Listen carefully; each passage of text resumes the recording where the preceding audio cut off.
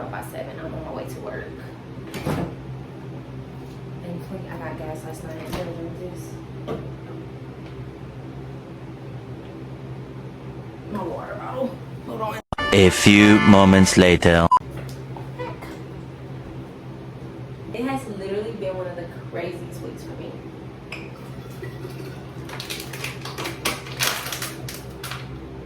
I'm so glad it's Saturday.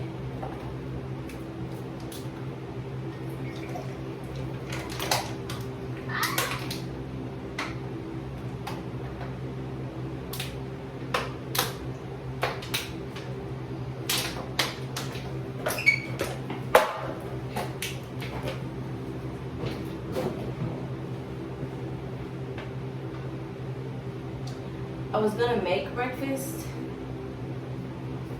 but taking accountability, I literally stayed on my phone for like 15 minutes. 15 minutes longer than what I should have. Protein. And I think that's all I need, because I'm gonna stop by maybe Huddle House or something good. Who put this in the top of the refrigerator? It's frozen. I'm probably gonna stop by Helloooo House and get me some scrambled eggs and turkey sausage, maybe. I don't know. Literally this time last Saturday, I was panicking, crying, beating myself up so bad because I was late for work. But I'm not gonna record while I'm driving. But oh, I left my thing in here. What the heck? I'm literally on my way to work. I will tap in maybe at a stop sign or something, or a stoplight. But safe driving is better for the economy. So I'm at work right now, eating my breakfast. Once I clock out, I'm gonna go work out. Today's gonna be full body. Do a full body workout today. And you guys are gonna watch me work out. I'm currently sitting outside staring at the lake, and I'm gonna tell you guys about how last week was one of the craziest weeks of my life. I know you guys remember me saying how it was a crazy week. Oh, excuse me, I think that's a bee. Oh my God. Okay, maybe sitting outside wasn't a good idea. Okay, anyway, okay, let's say last week I worked Friday and I had to work Saturday, but my kids ended up going with their people. So I had a kid-free weekend, which is not very often. I mean, it could be, but I feel like I make the best choices when I am with them and when they are with me, because I know that they're watching me. So I'm like always dotting my I's and crossing my T's with them in my presence. So they left with their people, and I was at home, and I had a girlfriend hit me up asking me if I wanted to go out, and I was like, sure, why not? I never really go out anyway. I mean, it's okay to live a little. That was my mindset. So I did. And mind y'all, we went to a bar. I don't drink. I have drunk before, but I'm not really big on drinking. We actually went to a bar. So I was like, and I feel comfortable telling y'all this because maybe my story will help someone else.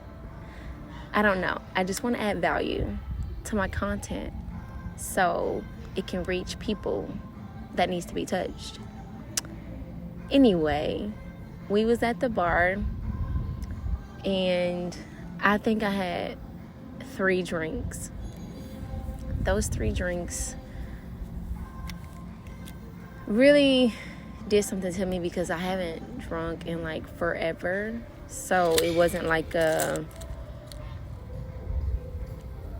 tipsy feeling. It was more of a I'm really drunk feeling it type feeling. If you get what I'm saying. So, I mean, nothing happened that night, but I ended up going home. I took a shower. I made sure I set my alarm because I had to wake up super early to make it to work by 8 o'clock. So I set my alarm to make sure I woke up. Literally did not hear my alarm. I woke up. It was exactly 7:59. I immediately went into panic mode. It was so crazy. Like, I had texts and calls, so I called my friend back and she was like, did you make it to work? And I'm on the phone crying. I was like, no, this is so irresponsible. Like, I hate this. I don't understand why I did this. I'm never drinking again. Oh my gosh, this is not the person I want to be. Like, I was really like hysterical running out the house. I did not eat. I think the last thing I ate was like a peanut butter and jelly sandwich that night because I knew I had to put something on my stomach before I was drinking. So I literally ate a peanut butter and jelly sandwich. That morning, I ate nothing. My gas hand was on E. And I was sitting here crying, thinking like, oh my gosh, should I stop and get gas? Or should I just keep going or should I just go to work? Because if I would have stopped and got gas, it would have made it like an extra 15, 20 minutes longer, and I was already late. So I was like, no, I'm just going to chance it. So I was like, God, please just let me make it to work. I'm so sorry for these stupid decisions that I made. Like, it was crazy. Thankfully, I made it to work safely. I got to work. Everything was cool. It was straight. Nothing major happened. I had a headache, though. I wasn't able to be myself, like fully myself, because I was like still regretful of everything that had happened. So I was like in a very vulnerable state at that time. So a friend was messaging me or whatever, and I was like needing some comfort, some comfort, so to say. And the person was just like, just let's meet up after work, blah blah blah. So I was like, okay, sure, we can meet up. And I also had a potential client at 3, but they had ended up canceling. So I was telling my friend, I'm gonna have to leave at 2 because I have to make it back home and get prepared for my client. I was like, okay, we understand. So we're going to go get something to eat, and on the way, while we're going to go get something to eat, my client, the quote-unquote potential client, ended up canceling because she had a lot going on. So I was like, well, my client canceled, so I don't have to leave. And it was kind of like a, yay, that's what's up, like, good. Like, I don't know how to explain that, but my friend was like, oh, okay, that's fine.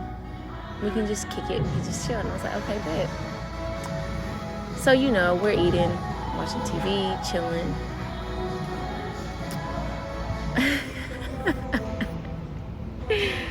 I don't even know how to explain this. Like,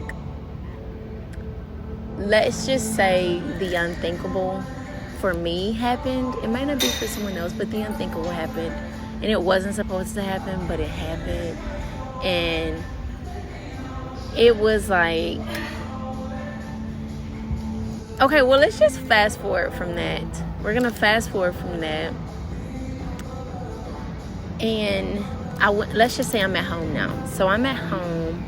I'm literally bawling my eyes out, crying tears, begging God for forgiveness. Like, I felt like scum. I felt like so unworthy. Like, I was like, God is steady blessing me, and here I am making the same mistakes that I've been making. Like, how long is it going to take me to ever learn from this? Like, gosh, I just feel so horrible. And I was just crying all day. I was in the bed. I did not get out the bed. I stayed in the bed and I was crying.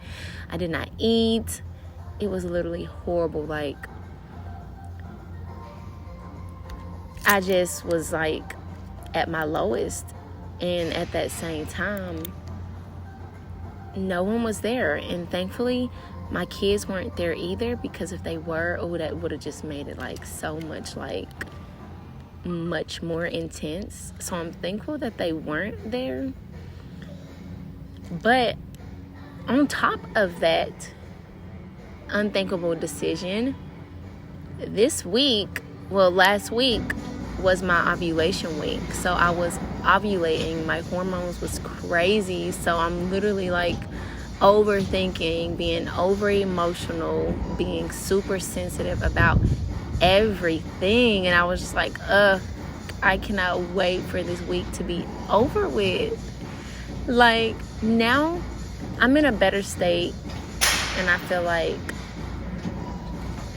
that I don't know how to. It was a lesson, definitely, and it's helping me in the future better. Because you know, when you see red flags in someone, before you see the red flags, they're actually like caution signs. I seen all of those and I ignored them, and I just have to learn to be more observant and make my choices wisely, because I don't want to say never. I just don't want to. I don't ever want to be in that spot again.